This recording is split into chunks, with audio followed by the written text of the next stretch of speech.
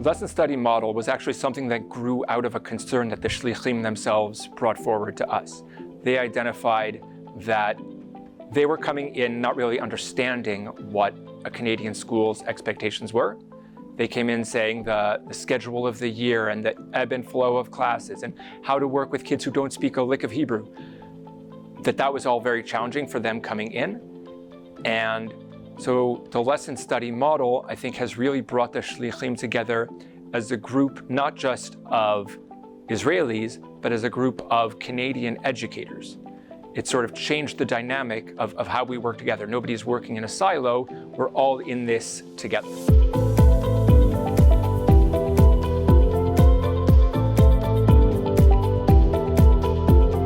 The lesson study model of professional development is one where teachers collaboratively write a lesson plan, and then they observe the lesson plan being implemented and then debrief what they've seen. To have a group of teachers, all of whom with different experiences, different backgrounds, to come together and create a lesson together. Because the likelihood of more people collaborating on a lesson is that more students are going to be able to understand it.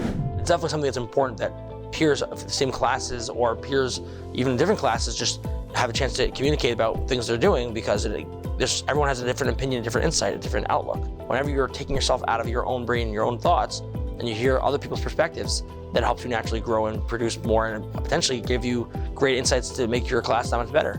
I have a lot of things to learn from other people.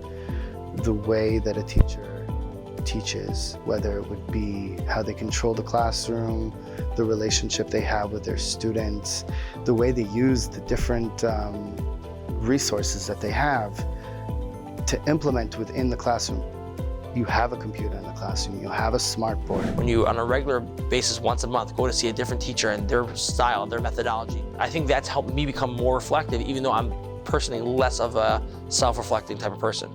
Exposing ourselves to other teachers and the way they run their classrooms, the way they structure their classes, the way they give over their information, it can't hurt to hear something new and to get a different perspective. Observing non-Talmud classes have given me a few skill sets to implement in my class. Even in Gemara, there's an importance for lesson planning. It's not just open the Gemara, read, and go with the flow. I come from an informal teaching background, and I got to observe people who come from a very formal teaching background and see the way that they do things, and places where I could benefit from working those stylistic or pedagogical modes into my teaching. I've been a classroom teacher now for 22 years.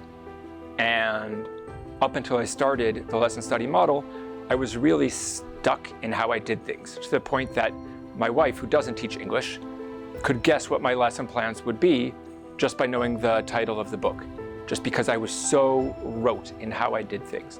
And what the lesson study model has shown me is not only do people who are not English teachers have so much to say about my class and ways to improve it, but also that I can learn so much from visiting other people's classrooms. And I think it's really helped shake me out of what might have been a rut in my own teaching. There's a more professional outlook towards everything that I'm doing, whether it's in the classroom, how I stand, how I move. I'm more aware of that.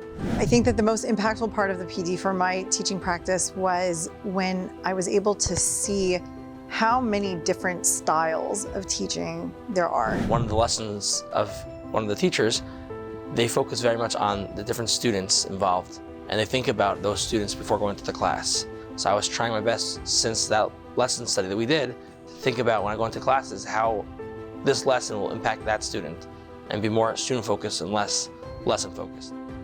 Being embedded in Israeli society, I think the vast majority of us, if not all of us, have that no-nonsense kind of like, I don't need to beat around the bush and try to explain what I'm saying. It's like, I saw this, do you mind explaining that? Or I don't fully understand what you did there. The fact that Mr. Parker is able to understand that culture and read it allows us to be able to have the no-nonsense conversation. The thing that has made me most proud of the whole PLC process that we've been doing with the lesson study model is to see how invested every teacher is in every other teacher's success. right? So we know that we're invested in our own success. We know that we're invested in our students' success. But to see people take time out of their own schedules and then spend time on a doc and then spend time in a PLC debriefing what they've seen, it really shows how much we care about each other's improvement and growth as professionals. Being a guest in other people's classes is always fun. Like, I would like to think of myself as a lifetime learner, so that the idea that I get to see what other people do and be able to pick up ideas from them and expand my own teaching practice, that was awesome. The emotion that I would feel going into a classroom is a little bit of nervousness, because although I'm not being tested as the one giving over the lesson, I test myself in comparison to what that person is doing. Going to other people's classrooms for me did not bother me. It didn't make me nervous or anxious to be in their rooms. One important component is that everybody who is in the room in this lesson study is going to get to observe everybody else. There isn't a hierarchy within the room. Everybody is shared on the same Google Doc. We talk about a specific format in terms of how to provide feedback, that it's all based on observations and it's without judgment. How I feel when I give over a class in front of others, take that nervousness that I said and multiply it by maybe 1,000. You are standing in front of a class of students at every given day, and there's still stage fright, especially when there's a new audience. Having people come into my classroom was really fine, because we created among ourselves a feeling of like camaraderie, that there wasn't judgment involved in it. So I didn't feel that people were like invading my space or coming there with any malintent whatsoever.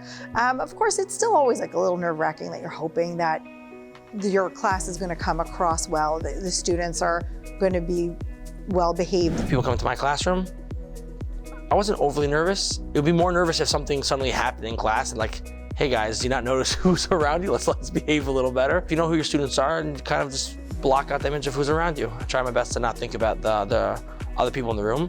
Because everybody knows that everybody's going to be part of it, I think that helps to avoid any potential anxiety or conflict. But another important component is that I am the faculty coach for every shaliach in the school. So we start from this relationship of us having talked about how curriculum works, how the calendar works, how to interact with students, how to interact with parents. By starting from that place of trust, but also knowing that we're all in it together, those two things together, I think, help to alleviate any possible concerns. Being able to get feedback also was really good. I really do like feedback. For me, it helps me grow the most. In the feedback, there were some things where they were posed as questions as opposed to, like nothing ever came across as a criticism. So there was a question of like, why like this? It gave me the opportunity to reflect on like, oh, it was a good question. And then I was able to start being a little bit more thoughtful in my own practice. I think there's a lot of humility there too. Modesty and humility to be able to accept what is being said. The meetings together as a group of educators is one of the highlights of my month. So we do it every month during the faculty meeting. We have a 40-minute slot, and I really look forward to getting together, being able to talk about what makes learning powerful, how to positively impact our students, and all of that grows from our lesson study model. And I think the most ideal way to learn is dafka going into a classroom. And then the next step would be simulating. Theory is important, but you got to implement it practically.